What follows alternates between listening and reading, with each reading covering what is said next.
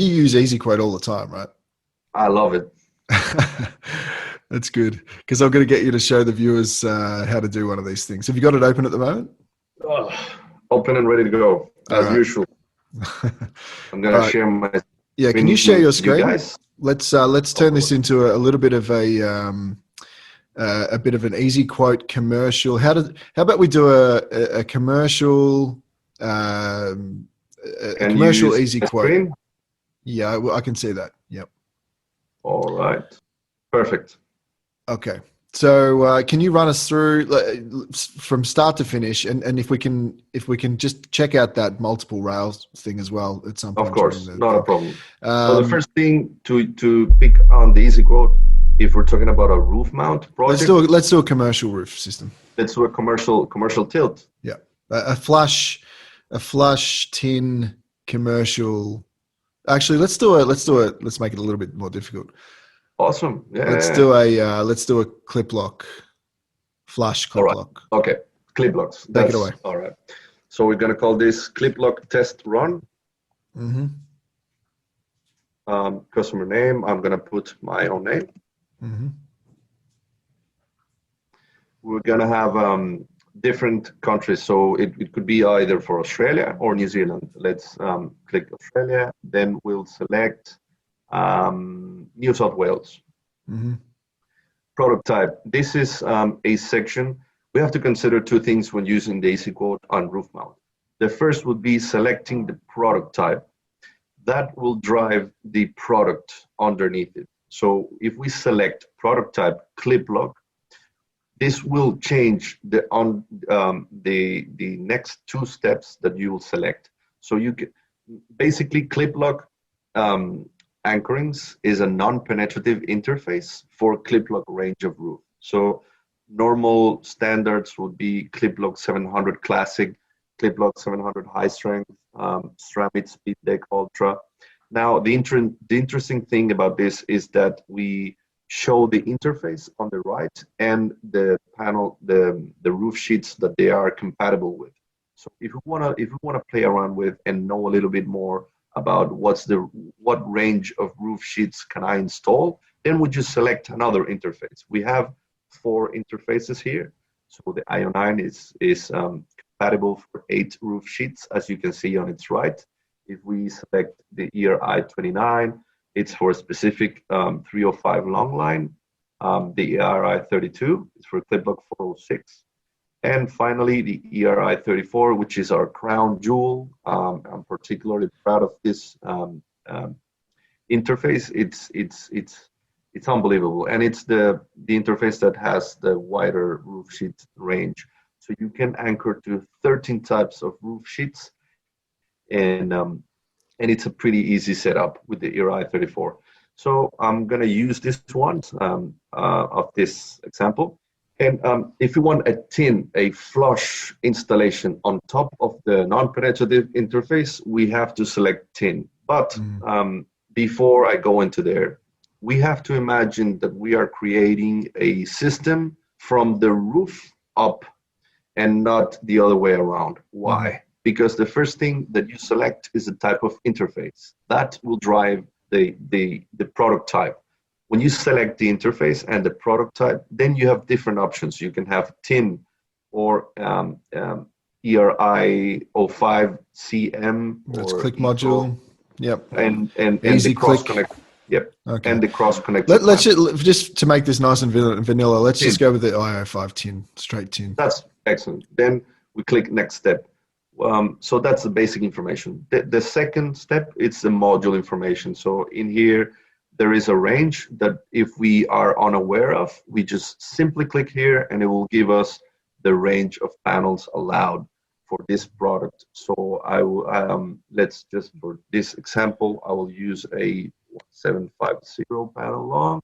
It will tell me a green check, which is allowed. And the same with the width. It will give me here a range. So, all right, this is 998. That's cool. I haven't seen that before, actually, how they've got the ranges in there. That's really cool. Of course. And moving on, the panel height. What is this? This is literally the thickness of the frame of a panel. That's pretty much it. So we can range from 28 to 50 mil. Let's just select 35 and panel power. We have now increased the range of the panel power as every day we come across with more efficient panels and lesser size or bigger size. We can now go up to 1,000 watt panels. So let's click. This is a 330 watt, and it all checks. Then let's click next step. Under here, what does this mean? Sometimes when customers get to this point, they see all this, and it just starts generating a little bit of anxiety. But this is not to be afraid of. It's just the system parameters. It is what will drive this. So the roof sheet type, why is this important? We have already selected the interface. We have already selected the type of system. Now we have to select which roof sheet type we're gonna anchor to. Why? It's a good question. Every roof sheet will have its own different capacity with using the ERI 34 on top. Now, we have done testings on all of roof sheets using the roof interfaces with laboratories that are NATA certified. So that's they make these tests and just to calculate what is the absolute capacity that you're gonna design that system to, and that's what we use to calculate the spacings of the system. So let's select on this example. We're gonna use a Cliplock 700 high strength. When you select it on the background, it automatically will refer to that capacity of that roof sheet type. This is just a rail combination where you can see that we have different rail lengths and different types of rails. This is very interesting. Now the cutter rails are the Australian mill finish rails. They're produced locally and they're excellent range to play around with. So we can select the cutter rails 4200 mil. This is just basic information that the program needs. So right here, you can select if you require microinverters with your system, yes or no, simple question. If you require rail caps are what seals the rail from one end. They're plastic caps. And this all relates to cable clips that you require, if you are installing isolator brackets or if you require spare. Then let's just click next step. All right, this is the part that we can refer to the initial question. That is, how many rails per panel can you use?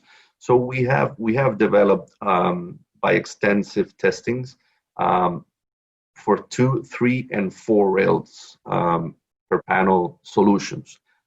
So as you can see on the certified spacing, this is the crucial point in the ezQuote roof mount, because it will give you 2 options. So manually, it will already refer to the maximum spacings that you can install on the central zone or the upwind and downwind. For those of you that may doubt what's the difference between them, if you select here, it will automatically browse up. This is extracted from the Australian standards. Okay. The 1170.2. And under section D, that refers to solar. So this will give you a brief idea of what are upwind and downwind and central areas of a roof. And that's good that we have these options here. Where you see and you can always refer to more information here.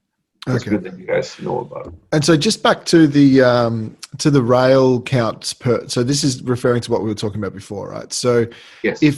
Does that mean that if we change, in some cases, if we increase the amount of rails, if the rail is one of the major limiting factors, that it will increase the spacings?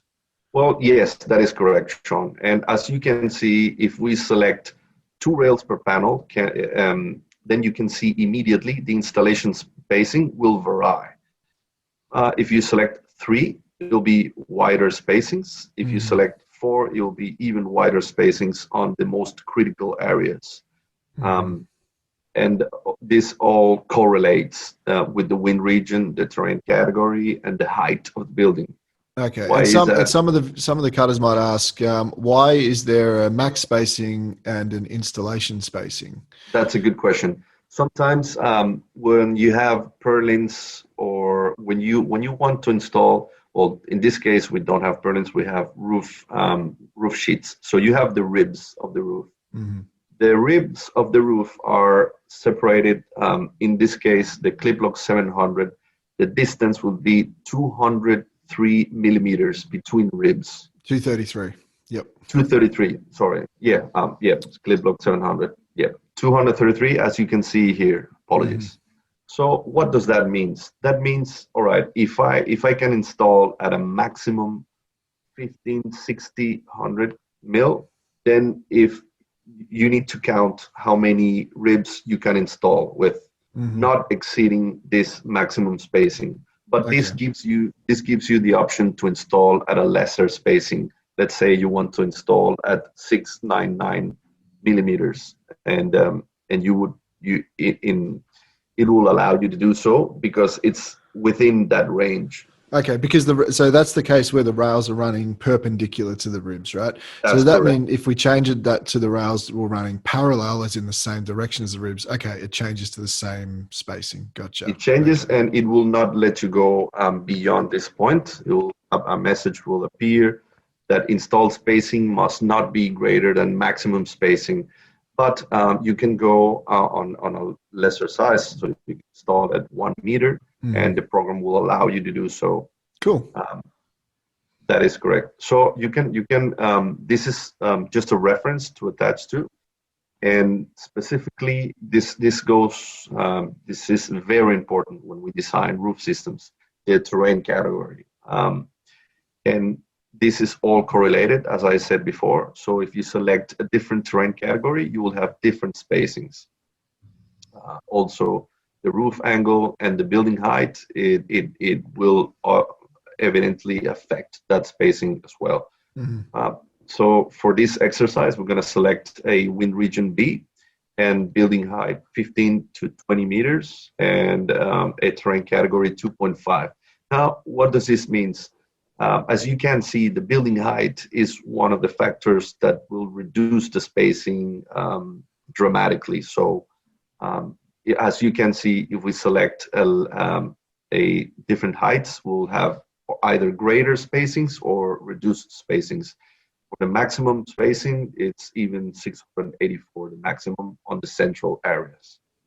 So if this is clear, then we can proceed to the next step. And this is pretty much the arrangement of the system. So what does this mean? That one row, the first row, will have how many panels? So let's put that will put 20 panels on the first row, and number of arrays. How many arrays of 20 panels per row do I want on my roof? How many can I fit? Sometimes it's not a matter of how many do I want, but how many can I physically fit in the roof. So for flush installations, you don't need to require such a wide distance between rows. Just the minimum that allows you to do maintenance. So let's say for this exercise, we're going to put 5 arrays of 20 panels. This is just a recommendation from me if you want to understand what's the orientation of the panel. What does this mean?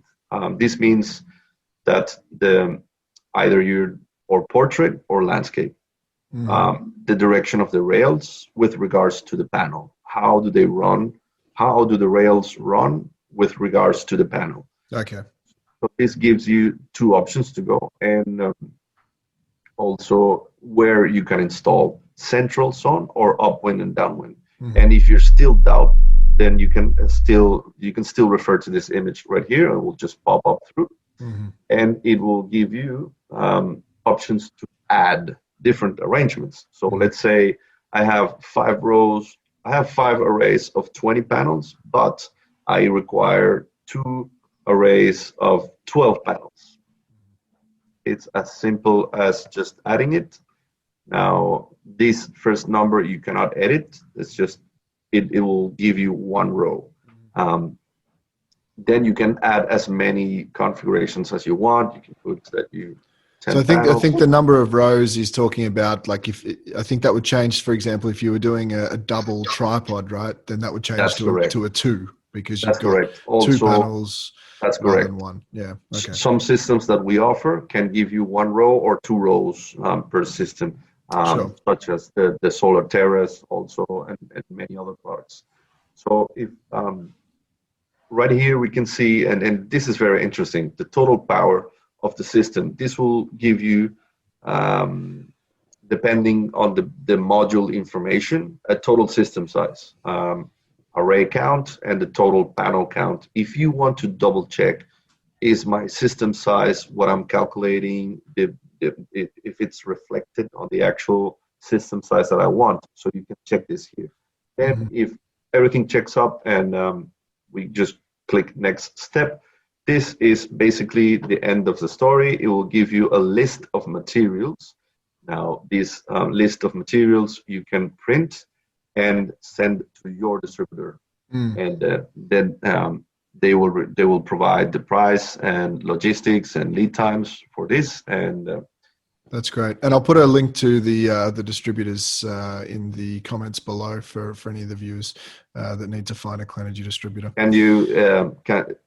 Can you see the screen, the bill of material printed? Okay, so what does this mean? This will give you, this is the material list that your project requires. And in here, you can check how many items you require, accessories, grounding clips, grounding logo, if you need to know the description, the amount. But if you need a little bit more information, you can always select the SOR, which is the statement requirements, and you can double check that all the data is correct in this input. And you can see that's on New South Wales, it's a Cliplock, it's I34 with IO5 on top, and module details. This is pretty much all the details that we have just put into the program. So brilliant. That's pretty much the outcome of it, and you can always send that to your distributor and to retrieve pricing and any information for a system. That's great. Thank you so much, Andres. No worries. My pleasure. Okay, well, look, thank you very much. I really appreciate your time today, and you're a real asset to the business. And thank you for all your help over the last couple of years, and there'll be many more to come. So, and thanks for the viewers for sticking with us and watching through this episode of Convos with Clenergy with Andres Rastelli, one of our sales engineers, civil engineer, project manager extraordinaire. So thanks a lot, guys, for tuning in today. If you found this content valuable, then please click the like and subscribe and the little bell to get notifications for any future videos that come up. Don't forget to visit our new and improved webpage at clenergy.com. Thanks a lot.